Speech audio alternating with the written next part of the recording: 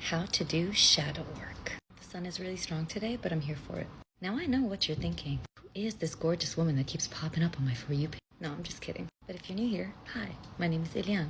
I wrote my master's on alchemy, occultism, and Jungian dream analysis, and I'm a writer, teacher, tarot reader, and shifter.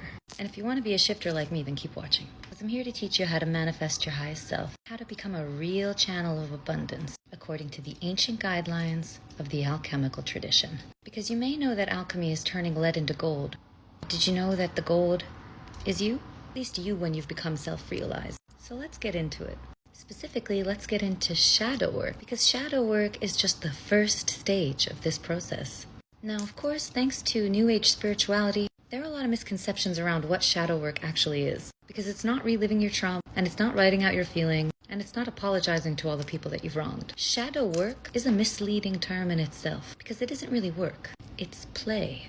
In the shadow work state, we're approaching our shadow with the same seriousness that a child would associate with play, which means it's very serious. Remember when you were a kid playing make-believe with your toys? Remember how easy it was to conjure up a fantastical world that often would involve maybe villains and war, a princess being captured? Maybe you were more creative, but mine were very Disney-like. But remember how you were this detached observer of this fantastical world. Even though it was the production of your imagination, you approached it as if it were a world that lived completely independent of you. Close your eyes and try to conjure that feeling, because that's the attitude you're going to need if you're going to do shadow work. Approaching the shadow is the first of the 4 stages of the alchemical process. It's what Jung calls the apprentice piece to the masterpiece, approaching the anima.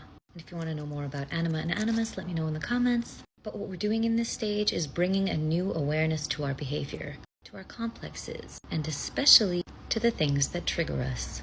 We're writing with objective awareness, with no judgment, with complete detachment, what it is exactly that our avatar is experiencing.